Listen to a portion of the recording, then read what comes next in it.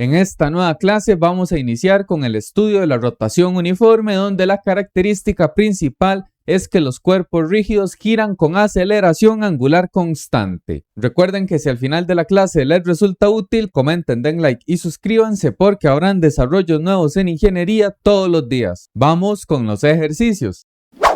Iniciamos con el problema 3 del capítulo 16 del Hibbeler. Acá se nos dice que el disco está girando originalmente a 12 radianes por segundo. Si se somete a una aceleración angular constante de 20 radianes por segundo al cuadrado, determine las magnitudes de la velocidad y las componentes normal y tangencial de la aceleración del punto A en el instante de 2 segundos. Bien, entonces tenemos una rotación uniforme que se caracteriza por una aceleración angular constante. Y entonces en el punto A tenemos dos direcciones de interés.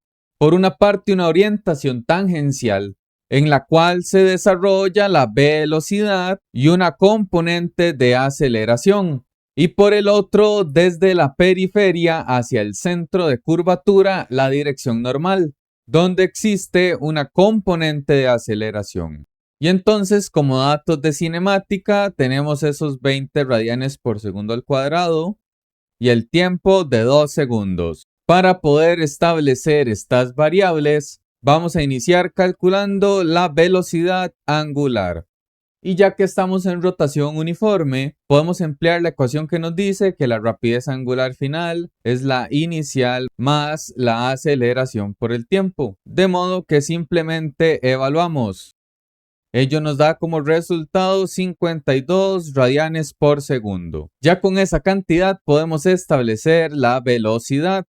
Solo nos interesa su magnitud, que va a corresponder al producto de la velocidad angular y la posición radial del punto. De modo que tendríamos esos 52 radianes por segundo y el radio es de 0.5 metros. Como resultado obtenemos una magnitud de velocidad de 26 metros por segundo. Vayamos ahora con las componentes de la aceleración. Iniciemos con la tangencial. Esta magnitud corresponde al producto de la aceleración angular y la posición radial, de modo que tendríamos 20 radianes por segundo al cuadrado por 0.5 metros. Ello nos da como resultado 10 metros por segundo al cuadrado. Y completemos ahora la componente normal. En términos de velocidad angular sería el cuadrado de esta cantidad y la posición radial del punto de interés, de modo que sería 52 al cuadrado por 0.5. Ello nos da como resultado 1352 metros por segundo al cuadrado. Estas diferencias entre magnitudes son muy frecuentes. Como podemos observar, la aceleración normal es 135 veces la tangencial. Y avancemos con el siguiente escenario que involucra el mismo sistema. Acá el 16.4 nos dice que el disco está girando originalmente a 12 radianes por segundo. Si se somete a una aceleración angular constante de 20 radianes por segundo al cuadrado, determine las magnitudes de la velocidad y las componentes normal y tangencial de la aceleración del punto B cuando el disco experimenta 2 revoluciones. Bien, acá tenemos el mismo escenario. La aceleración angular es constante, lo cual producirá un incremento de la rapidez angular. Y entonces en el punto B vamos a tener dos direcciones de interés. Por una parte, tangencial al giro, se va a experimentar una velocidad y una componente de aceleración, mientras que perpendicularmente y desde la periferia hacia el centro de curvatura, tenemos la aceleración normal. Y lo particular es que ahora los datos de cinemática están dados en términos de posición angular. Así que ya que no se nos indica lo contrario, vamos a asumir una posición de inicio como 0. Y la posición angular final son esas 2 revoluciones. Conocemos además los 20 radianes por segundo al cuadrado de la aceleración. Y entonces operemos idéntico al caso anterior. Calculemos primero la velocidad angular. Para ello vamos a requerir convertir el término de 2 revoluciones a radianes y recordamos el factor. Una revolución son 2 pi radianes. Es decir, tenemos un cambio de posición de 4 pi radianes. Y entonces podemos aplicar la fórmula de los cuadrados, la cual nos dice que la velocidad angular final a la 2 es la inicial al cuadrado más 2 veces la aceleración por el cambio de posición. Ya sabiendo que la posición angular inicial vale 0. Sustituyendo en los términos y despejando la velocidad final, tendríamos 12 a la 2 más 2 por 20 por 4pi.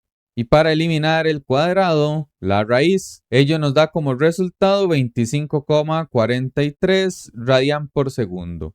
Y entonces podemos avanzar con la velocidad de v que se da en dirección tangencial.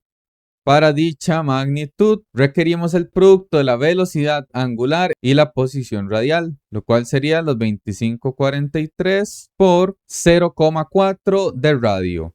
Operamos y obtenemos 10,17 metros por segundo.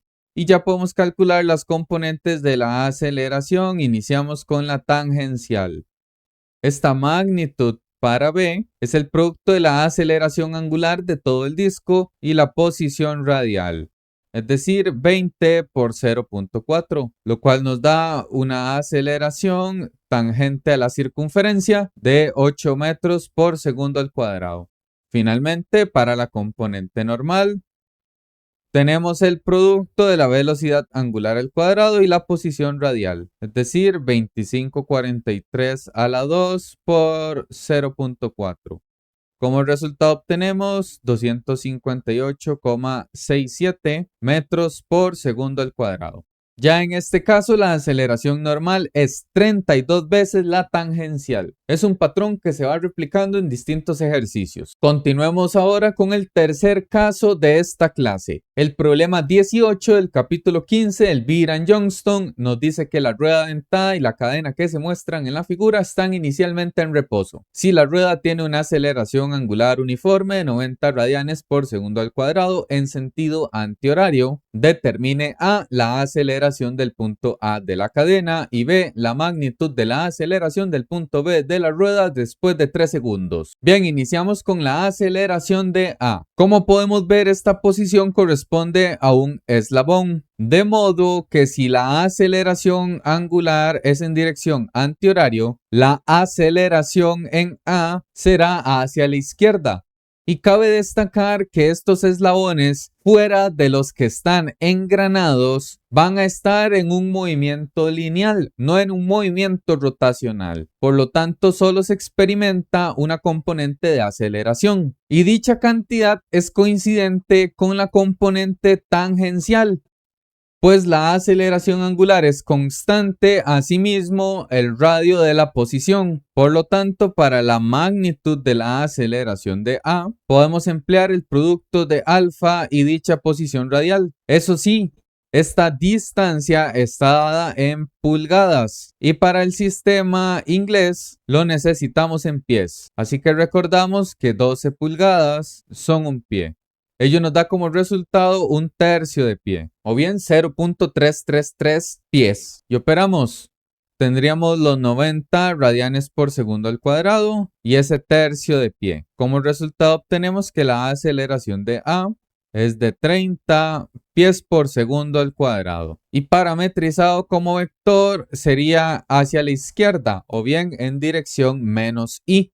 Cabe destacar que ya las partículas de la cadena que están en contacto con la rueda dentada sí van a tener aceleración normal, pero fuera de ese engranamiento solo aceleración lineal. Veámoslo en el ítem B. Aquí nuevamente la aceleración angular es en dirección antihorario. De modo que en el punto de interés B, trascendidos esos 3 segundos, va a existir una velocidad angular en esta dirección. Ello implica que ese punto estará sometido a dos componentes de aceleración. De modo que tendremos la componente tangencial y la componente normal. Y antes de iniciar con la normal es necesario establecer la velocidad angular. Como datos de cinemática, la aceleración sigue siendo los 90.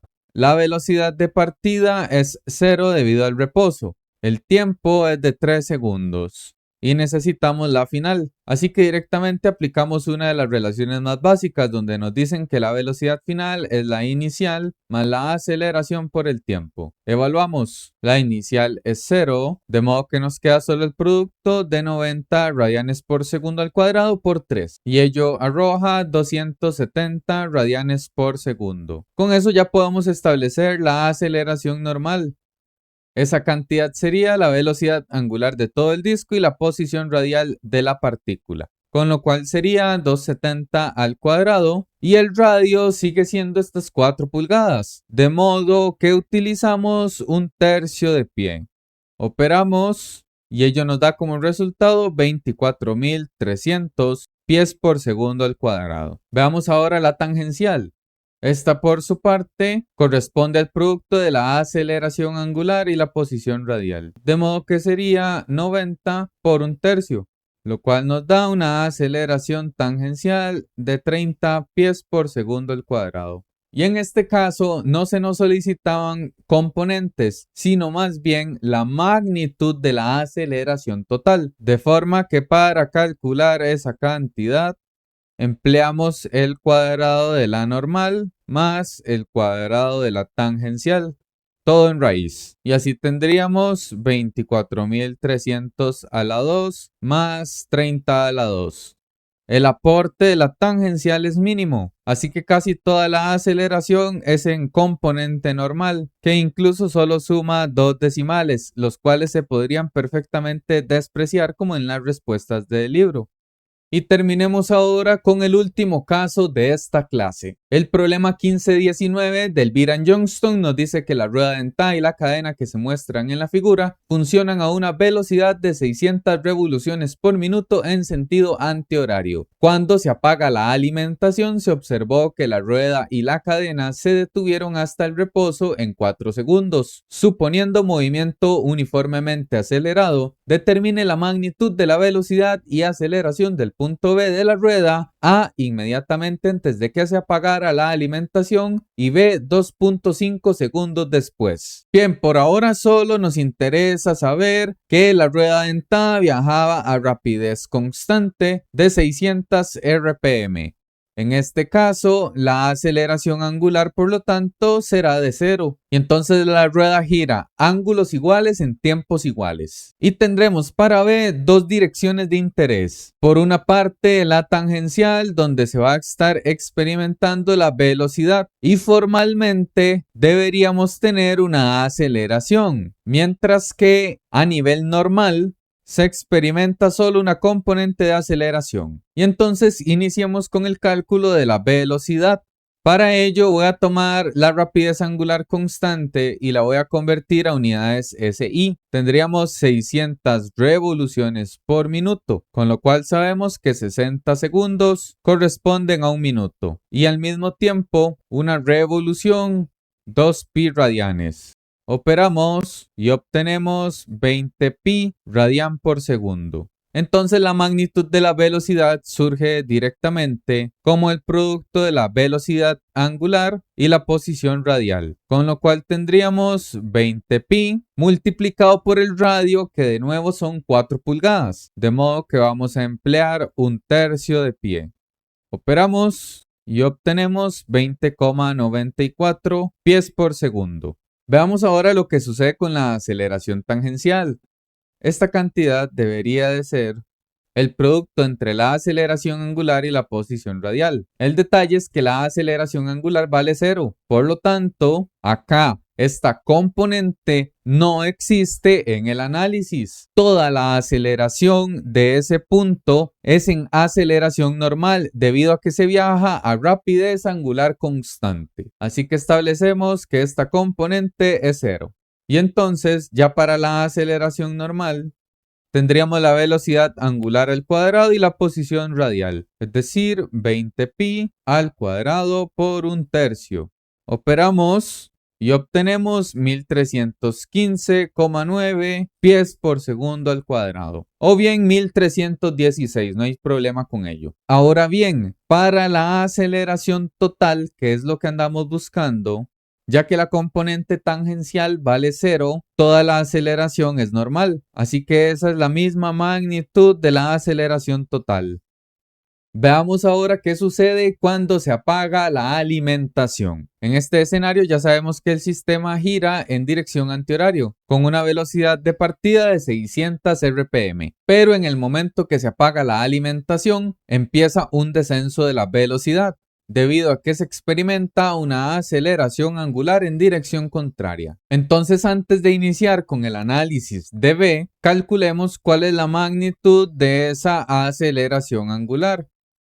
Tenemos estos datos de cinemática. La angular inicial eran 600 RPM, lo cual vimos que es equivalente a 20 pi radian por segundo. En un momento final, la rueda se va a detener, todo ello en un tiempo de 4 segundos. Y necesitamos entonces la aceleración. De modo que vamos a emplear una ecuación clásica. La velocidad final es la inicial más la aceleración por el tiempo. Hacemos 0 la final y despejamos alfa, lo cual nos queda como menos omega sub 0 entre t, es decir, menos 20 pi entre 4. Dicha aceleración es de menos 5 radian por segundo al cuadrado. Este negativo nos indica que es en dirección contraria al giro que ya teníamos en un inicio. Y entonces ahora, a los 2.5 segundos después, todavía tenemos la certeza de que el disco no se ha detenido. Y el disco va a seguir girando en esta dirección hasta que su velocidad sea 0. Entonces los vectores se comportan de esta manera. Vamos a tener 3 direcciones, 2 tangenciales y una normal. Primero, como el disco a los 2.5 segundos sigue girando en esta dirección, la velocidad de B se lleva a cabo en esta orientación tangencial. Pero como la aceleración angular es en dirección contraria, se va a desarrollar en sentido opuesto a la velocidad. Y tiene toda la lógica porque la velocidad está decreciendo en el tiempo gracias a la aceleración contraria y la componente normal que va desde la periferia hacia el centro de curvatura. Y entonces iniciamos con ese cálculo de la velocidad a los 2.5 segundos. Vamos a necesitar cuánto era la angular de ese momento, lo cual sería la inicial más la aceleración por el tiempo. Es decir, 20 pi de inicial menos 5 pi de aceleración y un tiempo de 2.5. Con ello vemos que en ese instante sigue rotando en la dirección positiva a 7.5 pi radian por segundo. Con ello la magnitud de la velocidad, que es tangencial, es el producto de omega y la posición radial, de forma que tendríamos 7.5 pi y un tercio de pie para el radio. Con ello obtenemos una magnitud de velocidad de 7,85 pies por segundo. Veamos ahora que para la aceleración tangencial, ya que solo nos interesa su magnitud, podemos emplear el valor absoluto de la aceleración angular. Es decir, sin necesidad de considerar el signo negativo del 5pi, lo podemos multiplicar de esa manera. Como radio siempre tenemos un tercio de pie. La aceleración tangencial de B en magnitud es de 5,24 pies por segundo al cuadrado. Avancemos ahora con la normal. Tendríamos omega a la 2 y el radio B. Es decir, va girando a 7.5 elevado a la 2 y un tercio de pie. Esa componente nos da como resultado 185,06. Y finalmente, para la cantidad total de aceleración, sumamos el cuadrado de cada una de las cantidades obtenidas, 524 y 185. Todo en raíz. Operamos y vemos que la aceleración total de B es aproximadamente 185,13 pies por segundo al cuadrado. Y entonces del desarrollo de estos escenarios se extraen conclusiones muy importantes. Número 1. En la rotación uniforme con aceleración cero, es decir, a velocidad angular constante, solo existe aceleración normal. No hay aceleración tangencial, mientras que en un caso donde la aceleración angular sea una constante, sí tendremos dos componentes de aceleración. Finalmente, en los casos donde la aceleración angular sea de frenado, La velocidad y la aceleración tangencial irán en dirección contraria. Y con este análisis y desarrollo, los ejercicios están finalizados. Comenten, den like y suscríbanse y nos vemos en la siguiente clase de rotación uniforme. Gracias por su atención.